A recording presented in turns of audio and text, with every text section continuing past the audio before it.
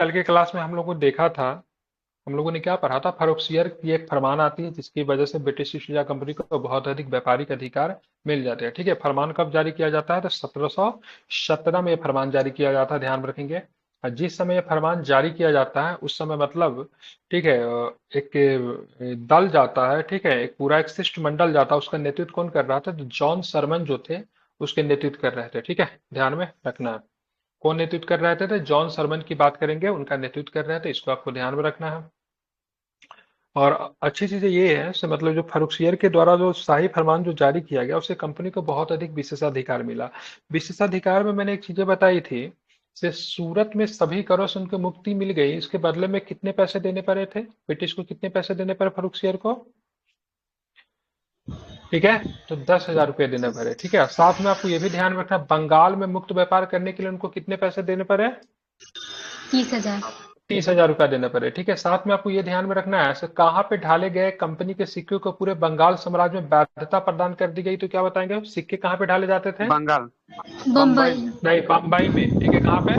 बम्बई में। बम्बई। बम्बई में। ठीक है, ध्यान रखें, बम्बई में। ठीक है, जो फैन के पास बैठा हुआ रहेगा वो माइक ऑन नहीं करेगा, ठीक है, नहीं तो पंखा बंद करके पढ़ाई कीजिए।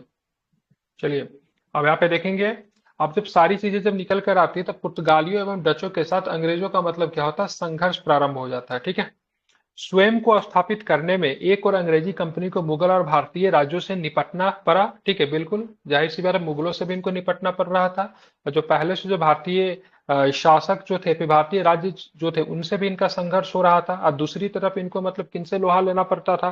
तो दूसरी तरफ पुर्तगाली और डचों से। ठीक है, दो तरह का इनका संघर्ष हो गया। एक पहला संघर्ष तो यहाँ पे मुगल थे, और बहुत सारे और भी बहुत सारे जो भारतीय शासक थे उनके साथ में इनका संघर्ष हो रहा था।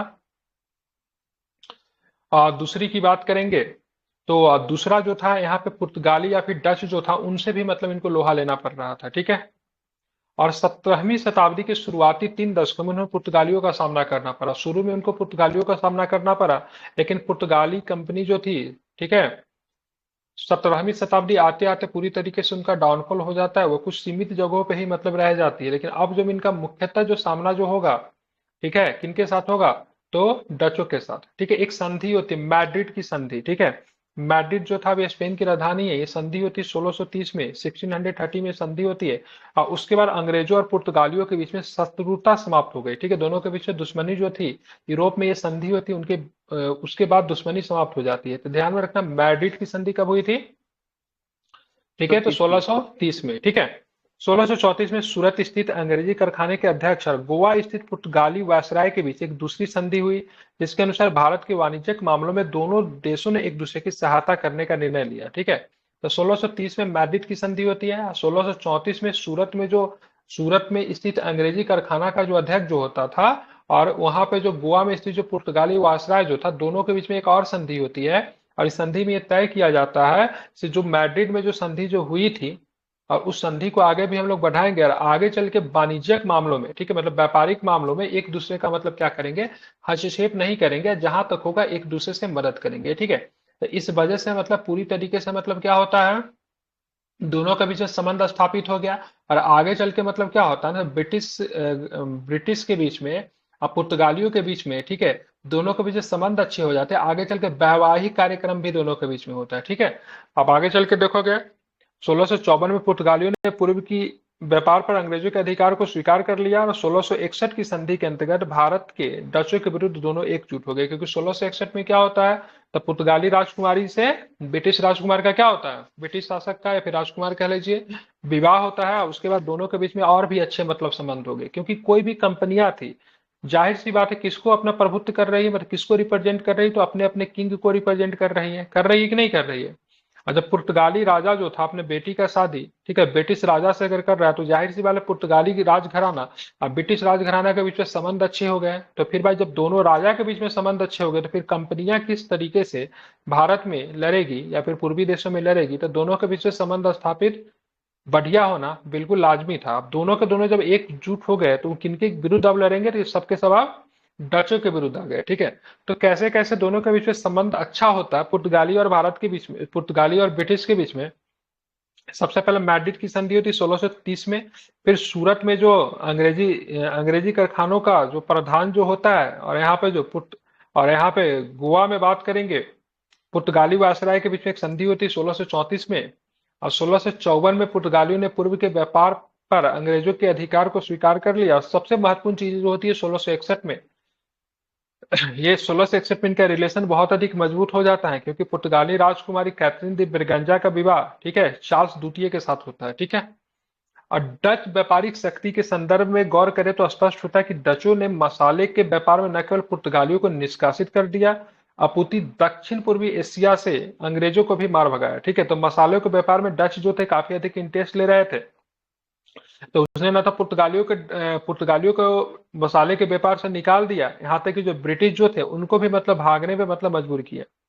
यद्यपि डचों की रुचि मुख्य रूप से मसाला उत्पादक द्वीपों में थी, ठीक है, जिनमें पुलिकट थे, सूरत था, चिंसुरा था, कासिम बंगार, ठीक है, बरंगगोर, पटना, बालासोर, नागपट्टनम और कोच्चि में कारखाने खोले गए थे। ये सारे कारखाने जो थे डचों के द्वारा खोले गए थे। एग्जाम में प्रश्न कैसे आएंगे, इनमें से किस स्थान पर डचों के कारखाने नहीं थे। तो पुलिकट ध्यान में रखिएगा, सूरत हो गया, चिंसुरा हो गया, कासिम बंगार हो गया, पटना में भी था, बालासोर भी था, उड़ीसा में पड़ता, नागपट्टनम में भी था, कोच्चिन में भी था। इन सभी जगहों पे मतलब क्या थे, डच कारखाना थे। और डच की बात करें, डच के जो कारखाने जो थे काफी अधिक मजबूत हुआ करते थे, तो डच अंग्रेजों की अपेक्षा सुरक्षित स्थिति में भी थे, ठीक है, ये भी आपको ध्यान में रखना है। उन्होंने दक्षिण पूर्व एशिया पे अपना अधिकार जमा रखा था, इसलिए उन पर अंग्रेजों की तरह भारत में राज्य क्षेत्र हासिल करने का दबाव नहीं था, क्योंकि भारत में राज्य क्षेत्र हासिल करने के लिए अंग्रेजों के बहुत अधिक मतलब चने चबाने पड़े, क्योंकि मुगल शासक जब यहाँ पे आते मजबूत थे। हालांकि औरंगजेब के बाद मुगलों का भी पतन शुरू हो गया। अब मुगल शासक के अलावा भी जगह जगह पे क्या थे, जो क्षेत्रीय राजा होते थे, तो इनको काफी अधिक मशक्कत करनी पड़ी। लेकिन ठीक है, दक्षिण पूर्व एशिया पर अपना अधिकार जमा रखा था डच, जिनके वजह से इनको ज्यादा दिक्कत भी नहीं था। और ये क्षेत्र जो था काफी अधिक, ठीक है, सामरिक दृष्टि से भी काफी अधिक महत्वपूर्ण था।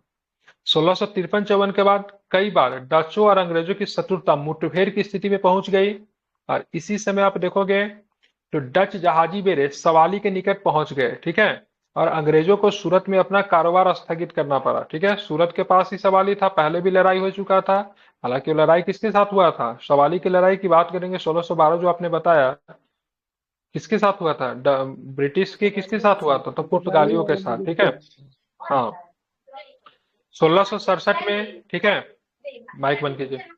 1667 में भारत में स्थापित अंग्रेजी अड्डों को छोड़ने के लिए राजी हो गए, और अंग्रेजों ने इंडोनेशिया पे अपना दबाव छोड़ दिया, ठीक है। इंडोनेशिया पे इनका अधिकार था, सारे क्षेत्र पे तो नहीं था, कुछ क्षेत्रों पे, ठीक है, लेकिन इन्होंने दबाव छोड़ दिया। इस प्रकार दोनों शक्तियों ने सामरिक समझौता किया, ठीक है। दोनों शक्तियों के बीच में क्या होता है, सामरिक समझौता होता है। इसके बावजूद अंग्रेज निरंतर डचों के भारत भूमि से बाहर निकालने का प्रयत्न करते रहे, और डचों ने देशी व्यापार तक स्वयं को सीमित कर लिया। 18वीं शताब्दी में डचों का तेजी से मतलब क्या होता है, पतन होता है, ठीक है। और मुख्य रूप से आप देखोगे तो अंग्रेजों ने विशेषाधिकारों की वृद्धि हुई और कई वस्तुओं के व्यापार पर नियंत्रण कर लिया। अंततः 1795 गलत लिखा हुआ है, क्या होगा, 1759 होगा, इसको सुधार लीजिएगा। अंशु, उसमें भी गलत है क्या, इंग्लिश वाले में भी, ठीक है। 1759 में एक लड़ाई होती है जिसको बोलते हैं बेदरा का युद्ध। कौन सा युद्ध बोलते हैं, बेदरा का युद्ध बोलते हैं। अब बेदरा के युद्ध में क्या होता है, डच शक्ति पूरी तरीके से पराजित हो जाती है, अब भारत छोड़ के इनको जाना पड़ता है, या फिर बहुत सीमित जगह पे ही सिमट के रह जाते हैं, ठीक है। तो 1759 का बेदरा का लड़ाई बहुत अधिक इंपॉर्टेंट है, इसको आपको ध्यान में रखना है, ठीक है। तो पुर्तगालियों से ज्यादा डचों ने मतलब परेशान किया किसे, तो ब्रिटिश को। लेकिन फाइनली बेदरा के युद्ध में डच शक्ति पूरी तरीके से पराजित होती है, और इनको भारत छोड़ के जाना पड़ता है। हाँ, क्या कहाँ पड़ता है सर? लिखा हुआ है 1759। अब बेदरा आपको पड़ेगा, बेदरा साउथ में होना चाहिए, एक बार देख लीजिए, मुझे ध्यान नहीं है, लेकिन साउथ में साथ बेदरा है, ठीक है, बस चेक कर लीजिए, ठीक है। तो 1759 में बेदरा की लड़ाई हुई थी, ठीक है, और इसमें डच के बीच में थी। 1759 और 1760 में बांडीवास की लड़ाई हुई थी, इसमें फ्रांसीसी शक्ति को भी बाहर फेंक दिया गया था, ठीक है, ब्रिटिश के द्वारा। तो इस 1759 और 1760 का साल ब्रिटिश कंपनी के लिए बहुत अधिक महत्वपूर्ण काल है, ठीक है, दोनों पूछा जाता है एग्जाम में प्रश्न, ठीक है। अब यहाँ पे 1759 में आप देखोगे डच कंपनी पूरी तरीके से भारत से भाग गई, और 1760 में आप देखोगे फ्रांसीसी भी पूरी तरीके से पंगु बन गया। तो ब्रिटिश अब क्या करेगी, तो ब्रिटिश अपने व्यापार का विस्तार करेगी, ठीक है, क्योंकि अब उनका प्रतिद्वंदी कोई नहीं है, न तो मतलब फ्रांसीसी है, न तो मतलब डच है, न तो पुर्तगाली है, कोई भी नहीं है। तो खुले मन से मतलब क्या करेगी, खूब अपना व्यापार को एक्सटेंड करेगी। और जो व्यापार के जब एक्सटेंड करेगी तो क्या होगा, जो लोकल जो शासक होंगे, जो लोकल जो राजा होंगे, उनके बीच में इनका संघर्ष होगा, और उसी संघर्ष के परिणाम आपको देखने को मिलेगा आगे चल के बक्सर वगैरह इसी परिणाम के तौर पर दिखता है। हालांकि 1757 में, ठीक है, ऑलरेडी ये लोग प्लासी जीत गए होते हैं, ठीक है, उसके बाद ही बेदरा होता है, या फिर उसके बाद ही मतलब बांडीवास होता है। लेकिन बक्सर जो था ना, इनके लिए बहुत ही महत्वपूर्ण निर्णय मानी जाती है, क्योंकि बक्सर में इन्होंने 3 शासक को पराजित किया था, ठीक है, बंगाल के नवाब को पराजित किया, ठीक है, मुगल शासक को पराजित किया, अवध के नवाब को पराजित किया, ठीक है। तो इनके लिए सबसे बड़ी जीत थी बक्सर की युद्ध।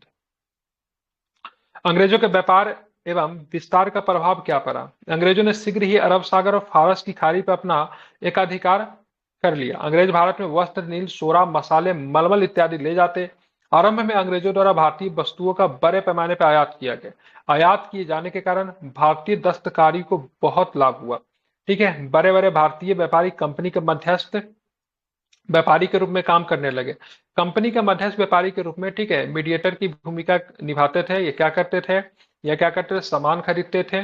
किनसे सामान खरीदते थे, किसानों से सामान खरीदते थे, और जाके मतलब ब्रिटिश कंपनी को बेच देते थे, ठीक है। तो जो भारतीय व्यापारी को शुरू में तो खूब प्रॉफिट हुआ, ठीक है। भारत के, हाँ बिल्कुल, अपनी समकालीन यूरोपीय तथा भारतीय शक्तियों को पराजित करने के बाद अंग्रेजों ने भारत में अपना राजनीति प्रसार करना आरंभ कर दिया, ठीक है। अब यहाँ पे देखो कि समकालीन यूरोपीय तथा भारतीय शक्तियों दोनों का पराजित करेगा। समकालीन यूरोपियन की बात करेंगे, इसमें डच थे या फिर फ्रांसीसी थे। और समकालीन भारतीय की बात करेंगे तो इसमें आप बंगाल के नवाब सिराजुद्दौला समझ लीजिए, जो कि मतलब सिराजुद्दौला, सॉरी नॉट सिराजुद्दौला, सिराजुद्दौला, जो कि प्लासी की युद्ध में पराजित हुआ था, ठीक है। तब इनके लिए पूरा खुला स्पेस मिल गया, और पूरा तरीके से अपने आप को क्या करेंगे, तो अपने आप को एक्सटेंड करेंगे, ठीक है। क्यों करना चाह रहा था एक्सटेंड, तो इनका व्यापारिक आवश्यकताएं पूरी की जा सके। इसी क्रम में अंग्रेज भारत में मुगलों की वैकल्पिक शक्ति के रूप में उभरे, ठीक है। तो मुगलों का वैकल्पिक शक्ति के रूप में उभरने लगे, ठीक है।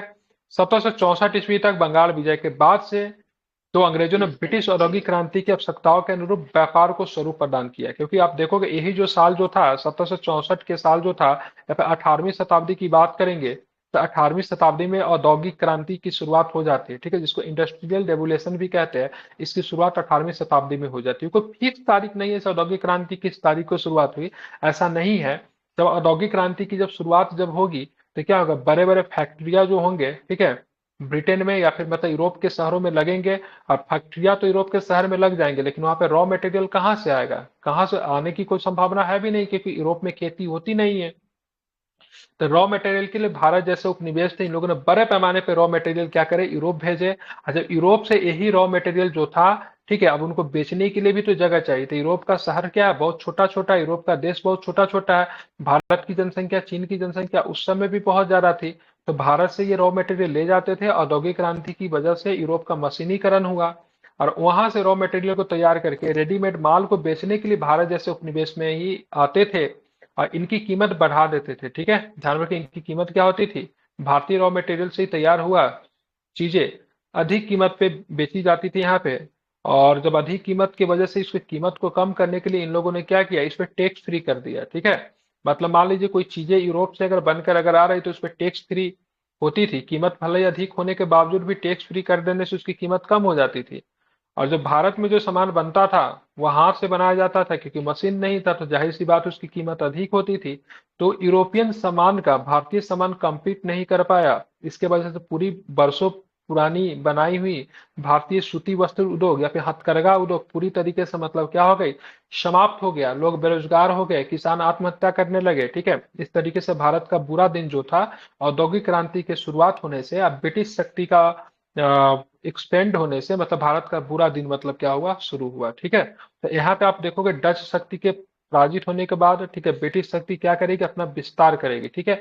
लेकिन बीच में कहानी छूट गया, बीच में कहानी छूट क्या गया, तब फ्रांसीसियों का भी भारत आगमन हुआ था। बोलोगे सर फ्रांसीसी कंपनियां भारत कब आई थी, तो 1664 में फ्रांसीसी कंपनी बनी, ठीक है। 1667 में ये भारत आई 3 वर्षों के बाद, लेकिन 1668 में इन्होंने अपना कारखाना स्थापित किया। 3 तारीख है, तारीख महत्वपूर्ण है, याद रखिए, ठीक है। कंपनी बनी 1664 में, भारत आई 1667 में, लेकिन कारखाने स्थापित किए 1668 में। अब बोलोगे सर ये प्राइवेट कंपनी थी तो सरकारी कंपनी थी, तो ये फ्रांसीसी कंपनी की बात करेंगे तो एक सरकारी कंपनी थी, ठीक है। अब बोलोगे सरकारी कंपनी थी तो इसका निर्माण किसने करवाया था, तो देखिए उस समय जिस समय इसका निर्माण हुआ इस कंपनी का, उस समय शासक जो था लुई 14वां था। कौन था? लुई 14, याद रखिएगा, नाम महत्वपूर्ण है, ठीक है। तो लुई 14 बहुत ही मजबूत और बहुत ही सख्त शासक था। इसका एक स्टेटमेंट, मैं ही राज्य हूँ और मेरे कथन ही कानून है, ठीक है। मतलब मैं ही राज्य हूँ, मतलब राज्य दैट मीन्स देश, और मैं जो कह दूंगा वही मतलब कानून है, ठीक है। तो लुई 14वां बहुत ही सशक्त शासक था। और लुई 14वां के बाद आता लुई 16वां, और लुई 14वां का ठीक अपोजिट था। लुई 14वां जितना काबिल था, लुई 16वां उतना गधा था, ठीक है। इसी वजह से लुई 16वां के शासनकाल में फ्रांसीसी क्रांति होती है, और लुई 16वां को बाद में जाके फांसी पे लटका दिया जाता है, ठीक है। तो लुई 14वां के शासनकाल में उसका एक मंत्री था जिसका नाम था कोलबर्ट। मंत्री का नाम क्या था? नाम याद रखोगे, क्या नाम है? कॉलबर्ट। कॉलबर्ट ने एक विचार दिया से भाई साहब ब्रिटिश कंपनियां खूब कमा रही है, पुर्तगाली कंपनियां भी कमा चुकी है, डच भी कंपनी भी कमाई है, तो हम क्यों पीछे रहे, हम भी अपने क्या करेंगे, पूर्वी देशों के साथ व्यापार करने के लिए कंपनी बनाते हैं, ठीक है। तो कॉलबर्ट के विचारों से फ्रांसीसी कंपनी बनी, 1664 में बनती है फ्रांसीसी कंपनी। लेकिन दिक्कत क्या था ना, एक सरकारी कंपनी थी, और यही सरकारी कंपनी होने के कारण ही फ्रांसीसी कंपनी आगे चल के मतलब क्या हो जाएगी, असफल हो जाएगी, ठीक है। क्योंकि इसमें बहुत सारी चीजें जो था, निर्णय लेने की शक्ति जो थी फ्रांसीसी गवर्नर के पास नहीं होती थी। निर्णय कहाँ से आता था? पेरिस से आता था, ठीक है। इस वजह से ये अंग्रेजी कंपनियों के सामने नहीं टिक पाई। अन्य यूरोप शक्तियों की भांति फ्रांसीसी कंपनी भी व्यावसायिक गतिविधियों और विचारों के उपज थी, ठीक है। अन्य समकालीन यूरोपीय शक्तियों की तुलना में फ्रांसीसी शक्ति को भारतीय तटों तक पहुंचने में देर लग गई, ठीक है। फ्रांसीसी 17वीं शताब्दी के पूर्वार्ध मतलब शुरुआत में और मेडागास्कर इत्यादि क्षेत्रों में व्यस्त थे। लुई 14वें के शासनकाल में फ्रांसीसी इतिहास में कई युगांतकारी घटनाओं के क्रम में उसके एक मंत्री का नाम क्या बताया था? कॉलबर्ट। कॉलबर्ट ने 1664 में फ्रांसीसी ईस्ट इंडिया कंपनी, जिसका नाम क्या था? द कंपनीज डे इंडेस ओरिएंटल्स, ठीक है। ये फ्रांस में नाम लिखा हुआ, फ्रेंच भाषा, इसको याद करने की जरूरत नहीं है।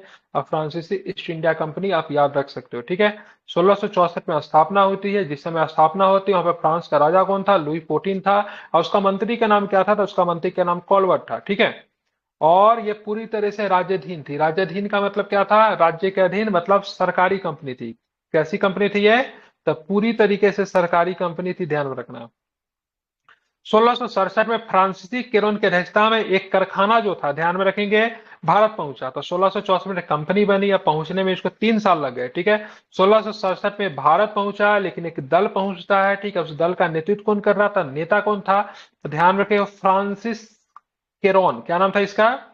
फ्रांसीसी केरोन का नाम आपको ध्यान में रखना है, ठीक है। दल जो पहुंचता है और सबसे पहले सूरत में अपना कारखाना स्थापित करता है, 1667 में पहुंचता है। और 1668 में इसने क्या किया? तो सूरत में अपने कारखाने स्थापित किए। कहां पे किया? 1668 में सूरत में अपने कारखाने स्थापित किए, ठीक है।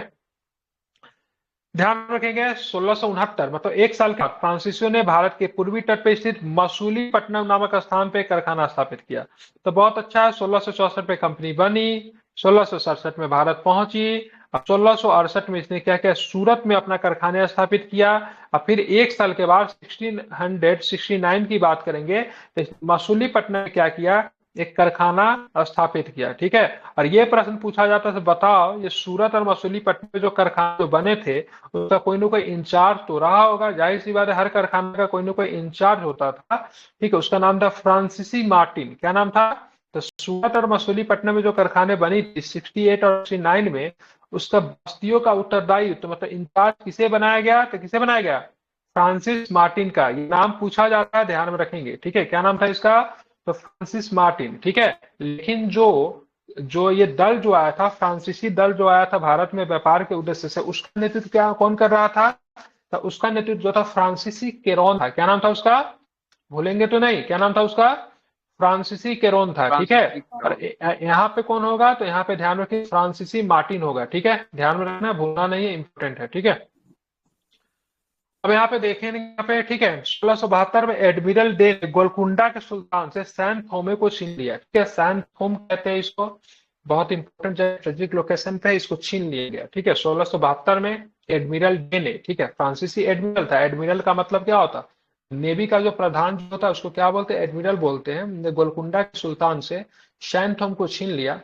और 1673 में फ्रैंको मार्टिन, ठीक है, तथा लेस्पिने ने बलिकोंडापुरम के शासक शेर खान लोदी से एक क्षेत्र पुडुचेरी प्राप्त किया। ध्यान में रखेंगे, पुडुचेरी का संस्थापक का श्रेय फ्रैंको मार्टिन को जाता है। किसको जाता है?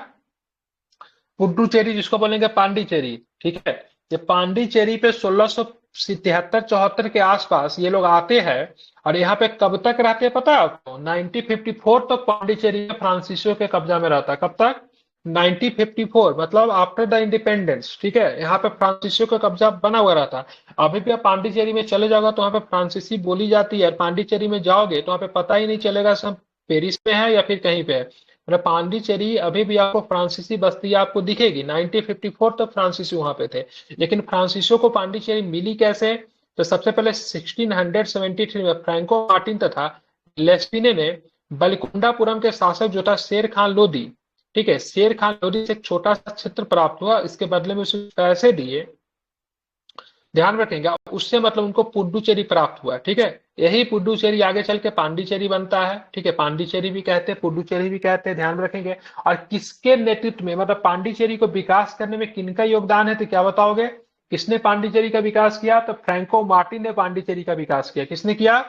तो Franco Martin was the person जिसने पांडिचेरी का विकास किया। इसलिए पांडिचेरी का संस्थापक फ्रैंको मार्टिन को ही कहा जाता है। किसको कहते हैं? नाम एक बार रिपीट कीजिए, किसे कहते हैं? फ्रैंको। ठीक है, फ्रैंको मार्टिन को। ठीक है, लेकिन क्या होता है, हालांकि 1698 में डचों ने पांडिचेरी को छीन लिया। ठीक है, लेकिन दोनों के बीच में एक संधि होती है, बहुत इंपॉर्टेंट है, बीपीएससी यहाँ पे फंसाता है। ठीक है, पूछेगा क्या अंग्रेजों के अधीन कभी पांडिचेरी रहा? तो बिल्कुल रहा। डचों के अधीन कभी पांडिचेरी रहा? तो बिल्कुल रहा। ठीक है, बोल देगा से अंग्रेजों ने कभी भी पांडिचेरी पर अधिकार नहीं किया, फिर डचों ने कभी भी पांडिचेरी पर अधिकार नहीं किया, तो दोनों गलत है। 1698 में डचों ने पांडिचेरी को छीन लिया। ठीक है, लेकिन एक संधि हुई थी। ठीक है, ध्यान रखिए कौन सी संधि हुई थी? रेजविक की संधि होती है। ठीक है, और रेजविक के संधि की वजह से, ठीक है, ये डचों को, ठीक है, ये वापस लौटाना पड़ता है। ठीक है, और रेजविक की संधि कब हुई थी तो क्या बताएंगे? सोलह सौ ठीक है, संतानवे में। बिल्कुल। तो 1697 में कौन सी संधि होती है? रेजविक की संधि होती है। रेजिविक। ठीक है, बिल्कुल, रेजविक की संधि होती है। और कब होती है? 1697 में। ठीक है, ध्यान में रखेंगे। ठीक है, और सर एक ये मिनट मुझे ये गलती लग रहा है, रेजवी की ये यहाँ पे संधि। 1600 नहीं, डच फ्रांसीसी सर ठीक ये है। तो 1697 में छीना और फिर 97 में फिर वापस रिटर्निंग कैसे करेगा सर? देखिए मैं बता देता हूँ। यानी देखिए रेजवी की संधि जो होती है ना, सुनिए मैं बता, लेट मी एक्सप्लेन। ठीक है, रेजवी की संधि जब हुई थी ना, रेजवी की संधि में प्रावधान था से दोनों कंट्री जो है, दोनों देश जो है से एक दूसरे की संप्रभुता की, ठीक है, सम्मान करेंगे। इंटरनली मैटर में एक दूसरे को मतलब क्या करेंगे? इंटरफेयर नहीं करेंगे। और एक दूसरे के क्षेत्र पे कभी भी नजर उठाकर नहीं देखेंगे। ठीक है, तो यही जब लड़ाई जब होती है 1698 में, तो डचों के द्वारा पांडिचेरी को छीन लिया जाता है। लेकिन पांडिचेरी को देखते हुए फ्रांसीसी ने रेजवी के संधि को याद दिलाता है। रेजवी के संधि में तुमने तो बोला था एक दूसरे की संप्रभुता की ध्यान दी जाएगी, तो तुम कहीं न कहीं उस संधि का तुम उल्लंघन कर रहे हो। जब संधि का जब उल्लंघन करोगे तो क्या होगा? युद्ध होगी। और युद्ध केवल भारत में नहीं होता था। अगर भारत में अगर संबंध खराब हुए तो युद्ध मतलब कहाँ पे होता था? यूरोप में भी होता था। अगर यूरोप में अगर युद्ध होता था, वो युद्ध भारत में भी होता था। ठीक है, तो रेजवी का सर संधि का सर हवाला वहाँ देते हुए क्या हो? 1693 है सर। डच वहाँ पे जो 1698 जो आप बोल रहे हैं ना, वहाँ पे 1693 है सर। 1693 में डचों ने पांडिचेरी छीना था। हो सकता है तारीख इसमें कुछ कुछ गलत है। देखिए रेजवी की संधि में मतलब एक कहा गया था एक दूसरे की संप्रभुता की रक्षा की जाएगी। ठीक है, तारीख देख लीजिएगा क्या होगा। देखिए 1697, ये तारीख तो 100% ठीक है, इसमें कोई दिक्कत नहीं है। लेकिन ये देख लीजिएगा क्या होगा। ठीक है, हालांकि रेजवी के संधि के आधार पर पांडिचेरी को फिर से मतलब क्या किया गया? अंग्रेजों को वापस लौटा दिया गया। ठीक है, इसी प्रकार 1690 में मुगल गवर्नर ने चंदननगर फ्रांसीसी कंपनी मुगल ने गवर्नर चंदननगर फ्रांसीसी कंपनी से प्राप्त किया। ठीक है, फ्रांसीसी कंपनी ने प्राप्त किया। तो मुगल गवर्नर से चंदननगर भी मिल गया, पौंडीचेरी में मिल गया। चंदन नगर पौंडीचेरी इसलिए इंपॉर्टेंट है क्योंकि 1954 तक ये फ्रांसीसी बस्ती रहेगी, ठीक है। और डचों ने कब छीना था ये ध्यान में रखेंगे, 1693 बता रहे, यहाँ पे 98 दिया हुआ है, एक बार चेक कर लीजिए। इंग्लिश में क्या दिया हुआ है, इंग्लिश वाले वर्जन में क्या है, किताब नहीं खोली हुई है अंशु, या फिर कोई लोग इंग्लिश वाला, ठीक है, चेक कर लीजिएगा, ठीक है। बस आपको इतना यहाँ पे ध्यान में रखना है, से डच और अंग्रेजों के बीच में रेजवी की संधि होती है, और रेजवी की संधि होती है 1697 में, ठीक है। और पौंडीचेरी छीना कब गया था डचों के द्वारा, ये तारीख के साथ कंफ्यूजन है, जैसा आप लोग इसको चेक कर लीजिएगा, ठीक है। हालांकि ये कोई जरूरी नहीं है। 93 है। हाँ 93, 1693 है मेरे गूगल पे नोट में। देखिए 93 है। ठीक, ठीक है, तो सुधार लीजिएगा। अब क्या करूँ, स्पेक्ट्रम है, तारीख इसमें गलत है, ठीक है, सुधार लीजिएगा इसको, ठीक है। हालांकि 1665 ईस्वी और 1695 के मध्य फ्रांसीसी कंपनी 74 मतलब 74 सुसज्जित जहाज भारत भेजे थे, लेकिन अंग्रेजों या डचों की तुलना में उनकी गतिविधि अभी भी बहुत कम थी, ठीक है। लेकिन आप देखेंगे इसी क्रम में क्या होता है ना, फ्रांसीसी शक्ति अपने आप को स्ट्रॉन्ग करना शुरू करती है, फ्रांसीसी कंपनी का पुनर्गठन होना शुरू होता है, ठीक है। फ्रांसीसी कंपनी की वित्तीय स्थिति बेहद कमजोर थी। रीजन क्या था, कमजोर होने का रीजन क्या था, से भाई साहब सिंपल था, ये सरकारी कंपनी थी। 1720 में इसके पुनर्गठन के पश्चात कंपनी की स्थिति बेहतर हुई, ठीक है, मतलब 1720 में इसको फिर से पुनर्गठन किया जाता है। और 1721 में फ्रांसीसी ने मॉरिशस पे कब्जा कर लिया, इससे उसकी नौसैनिक शक्ति में काफी वृद्धि होती है और अंग्रेजों से मुकाबला करने की शक्ति अर्जित होती है। मॉरिशस काफी इंपॉर्टेंट रोल अदा करेगा, अब कब अदा करेगा मैं बताऊंगा, ठीक है। मॉरिशस जो था अभी तक ही, आगे चल के जो लड़ाई जो होगी ना, तो मॉरिशस के गवर्नर को बुलाया जाएगा फ्रांसीसियों के भारत में मदद करने के लिए, तो मॉरिशस इंपॉर्टेंट रोल है, ठीक है। 1725 में मालाबार तट और 1739 में कारीकल पे उन्होंने अपना कब्जा जमाया। इसके बावजूद फ्रांसीसी ईस्ट इंडिया कंपनी डचों और अंग्रेजों की तुलना में अपनी सरकार पर अधिक निर्भर थी, क्योंकि ये सरकारी कंपनी थी, ध्यान में रखेंगे। इसके पास सशक्त संगठन और पर्याप्त पूंजी का भी अभाव था। इसकी वाणिज्यिक गतिविधियों पर सरकार का अत्यधिक नियंत्रण था, मतलब जो वाणिज्यिक गतिविधि थे, जो फाइनेंशियल टास्क जो थे, इस पे इनकी सरकार का, ठीक है, वहां का फ्रांसीसी शासक का काफी अधिक नियंत्रण था। इसे कंपनी के कार्य क्षमता पे बुरा प्रभाव पड़ा, ठीक है। इसकी नियति और विकास फ्रांस में हो रही गतिविधियों पर काफी अधिक निर्भर था, मतलब फ्रांस में अगर कुछ होता था तो भारत में भी प्रभावित होता था। तो इसलिए इसका जो था सबसे बड़ा, इसको असफल होने का सबसे बड़ा कारण क्या था, से भाई साहब ये फ्रांसीसी कंपनी जो थी पूरी तरीके से सरकारी कंपनी थी। इसके अतिरिक्त 18वीं शताब्दी का फ्रांसीसी समाज अपने समकालीन अंग्रेज समाज की तुलना में कम सक्रिय भी था, ठीक है। भारत में फ्रांसीसी शक्ति का प्रसार फ्रांस की वैदेशिक नीति में बहुत अधिक प्रभावित हुआ। 1600, देखिए यहाँ पर भी, हाँ ठीक है, 1672 से लेकर 1613 के मध्य फ्रांस प्राय हॉलैंड के साथ मिलकर युद्ध में व्यस्त था, ठीक है। ये हॉलैंड के साथ डच के साथ ये लोग युद्ध कर रहा था, ठीक है, ध्यान में रखेंगे। और डच के साथ युद्ध करने में बिजी था, डच के साथ ही ना, मतलब इसकी संधि हुई थी, कौन सी संधि हुई थी डच के साथ 1697 में, रिजवी की संधि, ठीक है। यही, हाँ यही वजह है कि 1706 1720 की अवधि में भारत में फ्रांसीसियों प्रभाव में भारी ह्रास हुआ, मतलब कमी हुआ। इसके बावजूद 1720 में कंपनी का पुनर्निर्माण हुआ था, ठीक है। तो 1720 का तारीख आपका इंपॉर्टेंट है। आप जब स्पेक्ट्रम पढ़ते हो तो तारीख पे बहुत ज्यादा ध्यान नहीं देना, कॉन्सेप्ट आपका यहाँ से क्लियर होता है, बाकी तारीख वगैरह के लिए, ठीक है, शॉर्ट नोट्स में करवा दूंगा, ठीक है। ध्यान में इसको रखना। 1720 की बात करेंगे, 1720 में क्या होता है, कंपनी का फिर से पुनर्निर्माण किया जाता है, ठीक है। अब यहाँ पे देखेंगे 1742 तक पांडिचेरी के गवर्नर लीनो तथा डुईमा के कूटनीतिक प्रयास से फ्रांसीसी प्रभुसत्ता की पुनः प्राप्ति हुई, ठीक है। तो डुईमा और लीनो, ठीक है, ध्यान रखें दोनों प्रमुख गवर्नर है, इससे मतलब फ्रांसीसी कंपनी फिर से मतलब बैक टू वर्क आ पाती है, ठीक है। 1742 तक भारत में फ्रांसीसियों ने अपनी गतिविधियों को व्यापार तक ही केंद्रित रखा, ठीक है, ध्यान रखेंगे। शुरू में अगर बात करेंगे तो इन्होंने शुरू में 1742 तक भारत में फ्रांसीसियों ने अपनी गतिविधियों को व्यापार तक ही केंद्रित रखा, परंतु 1742 ईस्वी के बाद फ्रांसीसियों की नीति में आमूल परिवर्तन हुआ। उन्होंने अपना उद्देश्य साम्राज्यवाद का विस्तार किया, मतलब समझ रहे हैं। 1742 तक बात करेंगे तो केवल ये व्यापार तक ही सीमित है, लेकिन आफ्टर 72 की बात करेंगे, 1742 की बात करेंगे तो ये अपने आप को एक्सटेंड करना शुरू किया। एक्सटेंड करने के लिए इनको क्या करना पड़ेगा, तो पॉलिटिकली इन्वॉल्व होना पड़ेगा, जाहिर सी बात है। तो 1742 तक एक व्यापार कर रहे थे, लेकिन अब जाके पॉलिटिकली इन्वॉल्व भी होना शुरू करेंगे, ठीक है। और जब पॉलिटिकली इन्वॉल्व होना सबसे बड़ा रीजन क्या था, तो भारत में एक नया गवर्नर जिसका नाम था डुप्ले। और डुप्ले जो था बहुत अधिक महत्वाकांक्षी था और साम्राज्य किस्म का भी गवर्नर था। इस 1742 में डुप्ले जो था भारत का गवर्नर बनकर आता है। और जब डुप्ले जब भारत का गवर्नर आएगा तो डायरेक्ट इसका फेस ऑफ किसके साथ होगा, तो ब्रिटिश के साथ इसका फेस ऑफ होना शुरू होगा, ठीक है। और ये दक्षिण भारत के पॉलिटिक्स में डुप्ले जो था निर्भर हो जाएगा। डुप्ले एक चीज लेकर आता है, ठीक है, आप जानते हो ना, सब्सिडी अलायंस की बात करेंगे, जिसको सहायक संधि की बात करेंगे, तो इसका शुरुआत करने वाला डुप्ले ही था। हालांकि इसको आगे चल के बहुत व्यापक पैमाने बेलेजली ने शुरू किया, लेकिन इसकी नींव कहीं न कहीं से डुप्ले ने ही रखती थी, ठीक है। तो डुप्ले भारत में गवर्नर बनकर कब आया, तो ध्यान रखेंगे 1742 में डुप्ले जो था भारत में गवर्नर बनकर आया था। इसको आपको ध्यान में रखना है, ठीक है। पहले डुप्ले आएगा, फिर लाली भी आता है, ठीक है, तो उसके बारे में हम लोग देखेंगे।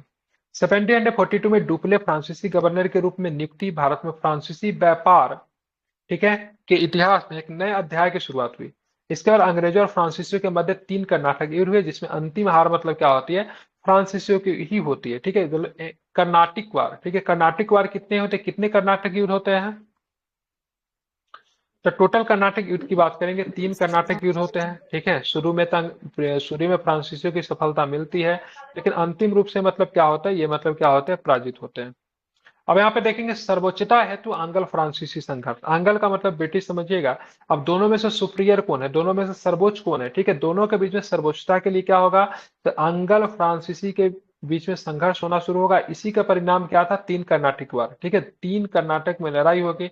अब देखिएगा ये फ्रांस और ब्रिटेन, ठीक है, इनका लड़ाई करने का रीजन केवल भारत में नहीं है, ये ऑलरेडी, ठीक है, 7 ईयर्स वार सप्तवर्षीय लड़ाई जो कहते हैं, जो कि 56 से लेकर 63 तक चली थी, ठीक है। तो पहला जो होगा 1756 से लेकर 1763, ये सप्तवर्षीय युद्ध जो था, ये फ्रांस, ये कहाँ पे हो रहा था, यूरोप में हो रहा था। ये 56 से लेकर 63 तक सप्तवर्षीय युद्ध होता यूरोप में चल रहा था। और जब यूरोप में जब लड़ाई जब चल रहा था ना, तो यही इसी का परिणाम जो था भारत में भी आपको देखने को मिला। तो पहला कर्नाटिक वार जो होगा, ठीक है, यही 1758, ठीक है, 1758 से 1763। अब बोलोगे सर ऐसा क्यों, तो ध्यान रखिएगा ये यूरोप में जो चल रहा था 1756 से 1763 तक, भारत में 2 वर्षों के बाद शुरू होता है, ठीक है। तो पहला कर्नाटिक वार जो था सप्तवर्षीय युद्ध का ही परिणाम था, जो कि 56 से 63 से चल रहा था, भारत में 58 से 63 से चलता है। मतलब ये लोग यूरोप में झगड़ा करेंगे, और साथ में जब यूरोप में झगड़ा होगा तो साथ में मतलब क्या होगा, घर पे भी झगड़ा हो जाएगा। जैसे मान लीजिए किसी के माता पिता के बीच में झगड़ा होता है ना, तो अगर दोनों का बच्चा अगर स्कूल में पढ़ रहा है तो वो भी आपस में लड़ना शुरू कर दिया, ठीक है। तो इस तरह की कहानी हो रही थी। तो 17वीं शताब्दी के अंत तक अंग्रेजों ने पुर्तगाली और डच प्रतिद्वंदी को समाप्त कर दिया था, लेकिन 18वीं शताब्दी में फ्रांस एक नया प्रतिद्वंदी बनकर सामने आया। ब्रिटिश तो खुश थे, अरे डच भी गया, पुर्तगीज भी गया, अब तो मेरा कोई कहना सुनने वाला नहीं है, बक्सर जीत चुके हैं, प्लासी जीत चुके हैं, मजे ही मजे है। लेकिन क्या होता है ना, एक नया कंपनी निकल कर चला आता है, ठीक है, इसका नाम क्या रहा, फ्रांसीसी, ठीक है। फ्रांसीसी इनके लिए सबसे ज्यादा चुनौती बन के निकलता है। फ्रांसीसी कंपनी कई बार ब्रिटिश कंपनी को हरा भी देती है। तो 17वीं शताब्दी के उत्तर में 1668 में फ्रांसीसियों ने सूरत में पहली व्यापारी कोठी स्थापित करने पर सफलता पाई। आगे चल के मसूलीपट्टनम भी था। 1992 के दौरान कलकत्ता में व्यापारी केंद्र स्थापित कर लिए। 18वीं शताब्दी के आरंभिक 2 वर्षों में फ्रांसीसी कंपनी की व्यापार में काफी प्रगति हुई। फ्रेंच ईस्ट इंडिया कंपनी तथा ईस्ट इंडिया कंपनी के बीच में संघर्ष का मुख्य कारण एकाधिकार और राजनीतिक नियंत्रण था। यद्यपि आरंभ में फ्रेंच ईस्ट इंडिया कंपनी का मूल उद्देश्य व्यापार मात्र था, ठीक है, ध्यान रखेंगे। तो शुरू में फ्रेंच ईस्ट इंडिया कंपनी जो था, उनका व्यापार ही करना मतलब क्या था, मेन पर्पस था। तथापि 1742 में पांडिचेरी के गवर्नर पद पर डुप्ले की नियुक्ति के साथ उनके राजनीतिक उद्देश्य भी सामने आया, ठीक है। तो अब जैसे शुरू में इनका उद्देश्य क्या था, ओनली ट्रेड नथिंग एल्स, लेकिन बाद में जब डुप्ले जो गवर्नर आया तो डुप्ले बोला खाली व्यापार ही करेंगे, थोड़ा अपने राजनीतिक उद्देश्य को भी बढ़ाते हैं, ठीक है। डुप्ले ने मतलब क्या किया, इसी राजनीतिक उद्देश्य के परिणाम स्वरूप फ्रांसीसियों ने मद्रास पे कब्जा कर लिया। वही मद्रास जो कि कभी किसके अधीन था, ठीक है, किसके अधीन था, ठीक है, तो ब्रिटेन का अधीन था, जहां पे फोर्ट सेंट जॉर्ज किला था, ठीक है। तो वहां पे 1746 में फ्रांसीसियों ने मतलब क्या किया, मद्रास पे कब्जा कर लिया, ठीक है। तत्कालीन भारत का स्वरूप एकीकृत न होकर स्थानीय क्षेत्रों में विभक्त था, मतलब यूनिटी तो थी नहीं, सभी जगह पे अलग अलग शासक थे, और इसी का फायदा मतलब किसको मिला? तो इसी की फायदा सभी यूरोपीय कंपनियों को हुआ, क्योंकि कोई एक शासक तो था नहीं, क्योंकि 1746 या फिर बात करेंगे 18 सेंचुरी की बात करेंगे तो यहाँ पे पूरी तरीके से मुगल साम्राज्य भी पतन की तरफ था, औरंगजेब की मृत्यु हो चुकी थी, तो छोटे छोटे राज्य जो थे आ चुके थे, और ऐसे कंडीशन में जो ब्रिटिश कंपनियां थी या फिर यूरोपियन कोई भी कंपनियां, उनको बहुत अधिक लाभ मिला। दक्षिण क्षेत्रों में विशेषकर कर्नाटक, मद्रास और पांडिचेरी में राजनीतिक अनिश्चितता कायम थी, ठीक है, मतलब यहाँ का शासक जो था फिक्स नहीं था, क्योंकि दक्षिण के क्षेत्रों में बात करोगे तो कर्नाटक वगैरह में जो था, तो वहां का शासक कौन हुआ करता था, क्या नाम था उसका, नाम भूल रहा हूँ, दिया होगा उसमें, ठीक है, मुगल का ही मतलब रिप्रेजेंटेटिव था, लेकिन जब उसकी मृत्यु होती है तो उसका भतीजा और उसका दामाद आपस में क्या होता है, लड़ना शुरू कर देता है, ठीक है। 1740 में यूरोप में ऑस्ट्रेलियाई राजकुमार और ऑस्ट्रेलियाई उत्तराधिकारी का युद्ध फ्रांस और इंग्लैंड के परस्पर संघर्ष का समय रहा। 1740 में क्या होता है, तो यहाँ पे ऑस्ट्रेलिया, ठीक है, ऑस्ट्रेलियाई उत्तराधिकारी का युद्ध शुरू हुआ था, इसमें फ्रांस और इंग्लैंड क्या थे, इन्वॉल्व थे। उस समय उस युद्ध में इंग्लैंड का विशेष ध्यान ऑस्ट्रिया की ओर था, ठीक है, इसलिए उनका कोई जहाजी बेड़ा मद्रास के समुद्री तट पर तैनात नहीं था, लेकिन वहां फ्रांसीसी जहाजी बेड़ा उपस्थित था, और इसी फ्रांसीसियों ने पूरा लाभ उठाया और मद्रास पे क्या किया, कब्जा कर लेता है, ठीक है। 2 वर्ष के बाद यूरोप में अंग्रेजों और फ्रांसीसियों के बीच युद्ध की समाप्ति किस संधि के द्वारा होती है, तो ध्यान रखें उसको संधि कौन सा बोला, एक्सला-सेपल की संधि बोलते हैं, ठीक है।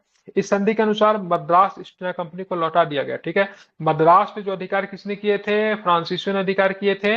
उस संधि के द्वारा एक्सला-सेपल की संधि होती है, और उस संधि में एक दूसरे के जीते हुए प्रदेश को क्या होता है, लौटा दिया होता है, ठीक है। लेकिन 1740 से 1765 के बीच अंग्रेजों और फ्रांसीसियों के बीच युद्ध चलता रहा।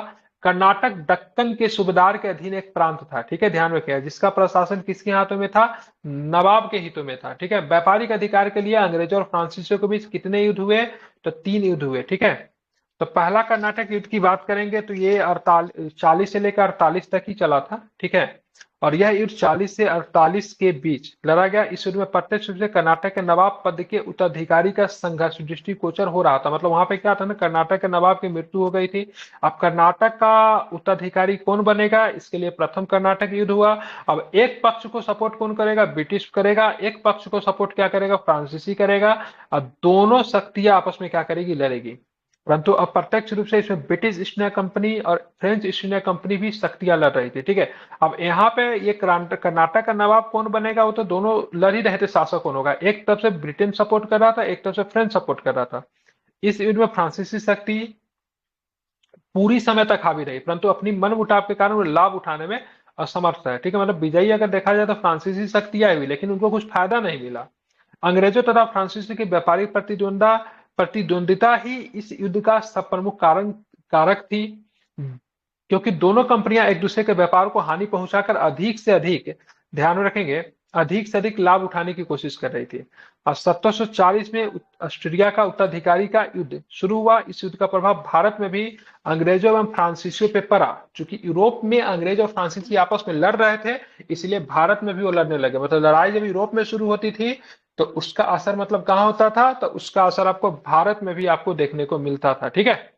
ऑस्ट्रेलिया के उत्तराधिकारी के युद्ध का समाचार जिस समय भारत पहुंचा, उस समय पांडिचेरी का गवर्नर कौन था, तो उस समय पांडिचेरी का गवर्नर डुप्ले था, ठीक है। मद्रास का अंग्रेज का गवर्नर कौन था, तो मद्रास में ब्रिटिश गवर्नर का नाम मोर्स था, ठीक है, दोनों का नाम याद रखिएगा। मद्रास तथा पांडिचेरी के बंदरगाह कर्नाटक राज्य में आते थे। डुप्ले ने कर्नाटक के नवाब अनवरुद्दीन से निवेदन किया कि वो अपने राज्य में किसी प्रकार का युद्ध न होने दें, ठीक है। उस समय कर्नाटक का नवाब कौन था, अनवरुद्दीन, उससे निवेदन किया अपने राज्य में किसी प्रकार का युद्ध न होने दे, ठीक है। इससे पूर्व उसने मोर्स से भी युद्ध न होने का प्रस्ताव दिया था। मोर्स कौन था, तो मोर्स जो था उस समय मद्रास का अंग्रेज गवर्नर था, और पांडिचेरी का फ्रांसीसी गवर्नर कौन था, तो डुप्ले था।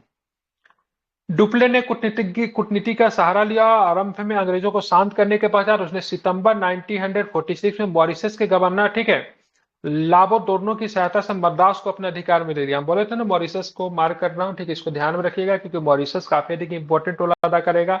1746 में, ठीक है, मॉरिशस का गवर्नर जो था जिसका नाम था लाबो दोर्नो, ठीक है, दोर्नो कहते हैं, उसको बुलाकर क्या किया, मद्रास को अपने अधीन ले लिया, ठीक है। इस बीच डुप्ले और लाबोदोनो के बीच मतभेद हो गया तथा लाबोदोनो ने 4 लाख पाउंड की रिश्वत लेकर मद्रास को फिर से अंग्रेजों को सौंप दिया। ठीक है, अब देखिए डुप्ले ने इसको क्यों बुलाया था, ताकि मदद ले करेगा, लेकिन दोनों के बीच में क्या होता है, मतभेद हो जाता है। 4 लाख पाउंड की रिश्वत लेता है और फिर से मतलब मद्रास को क्या करता है, अंग्रेजों को सौंप देता है। ठीक है, लेकिन लाबोदोनो मॉरिशस वापस जाने पर डुप्ले ने फिर से मतलब क्या किया, मद्रास पे क्या किया, अधिकार कर लिया। डुप्ले ने कर्नाटक के नवाब अनवरुद्दीन को यह आश्वासन दिया कि वो मद्रास को जीतने के बाद उसे सौंप देगा, परंतु डुप्ले ने ऐसा नहीं किया। इस कारण अनवरुद्दीन के पुत्र महफूज खान ने विशाल सेना की सहायता से फ्रांसीसियों पर आक्रमण कर दिया। डुप्ले के नेतृत्व में फ्रांसीसी सेना ने अड्यार के समीप नवाब की सेना को पराजित कर देता है। ठीक है, तो यहाँ पे ये जैसे कि से ब्रिटेन से सबसे पहले मद्रास को किसने जीता, तो डुप्ले ने जीता। ठीक है, अनवरुद्दीन जो कर्नाटक का नवाब जो था, ठीक है, हालांकि चंदा बाबू का भी रोल आगे चल के आएगा। ठीक है, तो यहाँ पे अनवरुद्दीन जो कर्नाटक का नवाब था उसे प्रॉमिस किया गया सर डुप्ले सॉरी मद्रास तुमको सौंप देंगे, लेकिन मद्रास सौंपता नहीं है। उसके बाद मतलब महफूज खान जो था अनवरुद्दीन का बेटा था, वो मतलब एक बड़ा सा सेना निकल के डुप्ले के साथ युद्ध के लिए निकलता है, लेकिन फ्रांसीसी शक्ति के सामने टिक नहीं पाता और पराजित होता है। और महफूज खान ध्यान में रखेंगे पराजित होता है। ये लड़ाई जो होती है अड्यार के समीप होती है। ठीक है, मद्रास तथा नवाब की सेना पर विजयों ने फ्रांसीसियों की महत्वाकांक्षा बढ़ गई और उन्होंने पौंडीचेरी के दक्षिण में स्थित अंग्रेजों की एक अन्य बस्ती, ठीक है, फोर्ट सेंट डेविड पे अधिकार करने का प्रयास किया। इंपॉर्टेंट है ये। ठीक है, क्योंकि फोर्ट सेंट डेविड पे परंतु लगभग 1.5 वर्ष की घेरे के बाद भी डुप्ले ने इस बस्ती पर अधिकार करने में असमर्थ था। ठीक है, 1.5 वर्षों तक कोशिश करते रहा, लेकिन जो था वह मतलब इस बस्ती पर अधिकार नहीं कर पाया। ठीक है, इसी बीच क्या होता है, इंग्लैंड से भारत में अंग्रेजों की सहायता के लिए सेना पहुंच गई। इस सहायता से उत्साहित होकर अंग्रेजों ने फिर से पांडिचेरी पर घेरा डाल दिया, परंतु उस पर अधिकार करने में अंग्रेज भी असफल रहे और उन्हें फोर्ट सेंट डेविड वापस आना पड़ा। मतलब इधर फोर्ट सेंट डेविड पर अधिकार करने की कोशिश कौन कर रहा था, तो फ्रांसीसी कर रहा था, जो कि मतलब ब्रिटिश बस्ती था, लेकिन फ्रांसीसी नहीं कर पाया। और ब्रिटेन मतलब क्या किया, उसने मतलब क्या किया, इंग्लैंड से सेना बुलाकर उसने पांडिचेरी पर अधिकार करने चला गया, लेकिन पांडिचेरी पे भी नहीं कर पाता। मतलब दोनों के बस्ती पे अधिकार करने की कोशिश किया, लेकिन दोनों शक्तियां मतलब क्या थी, सफल नहीं हो पाई। ठीक है, लेकिन इसी बीच क्या होता है, 1748 में यूरोप में अंग्रेजों और फ्रांसीसियों के बीच में एक संधि होती है, एक्सला-सेपल की संधि होती है। और जब एक्सला-सेपल की संधि होती है तो दोनों के बीच में क्या होता है, रिलेशन क्या होता है, ठीक हो जाता है, युद्ध समाप्त हो जाता है। इस संधि के परिणाम स्वरूप भारत में भी दोनों पक्षों के बीच युद्ध समाप्त हो गया। इस संधि के प्रावधानों के तहत अंग्रेजों को भारत में मद्रास तथा फ्रांसीसियों को उत्तरी अमेरिका में लुइसबर्ग फिर से प्राप्त हो गया। मतलब संधि में कहा गया भाई साहब कोई भी उपनिवेश रखे मैटर नहीं है, जहां भी एक दूसरे के क्षेत्र लिए उसको लौटा दो। तो लुइसबर्ग जो था फ्रांसीसी का क्षेत्र था नॉर्थ अमेरिका में, जो कि मतलब ब्रिटेन के द्वारा कब्जा लिया गया था, वो लौटा दिया जाता लुइसबर्ग। ठीक है, और यहाँ पे आप देखोगे तो मद्रास की बात करेंगे तो ब्रिटेन का क्षेत्र था, 2 वर्षों तक अपने अधीन रखा था फ्रांसीसी ने, वो क्षेत्र को भी मतलब लौटा दिया गया था। आप बोलोगे सर फ्रांसीसी शक्ति प्रथम कर्नाटक युद्ध का असर क्या पड़ा, तो कोई असर नहीं होता है। ठीक है, प्रथम कर्नाटक युद्ध का कोई तत्कालीन राजनीतिक प्रभाव तो नहीं पड़ा, न ही इस युद्ध में फ्रांसीसियों को कोई लाभ हुआ, न ही मतलब अंग्रेजों को।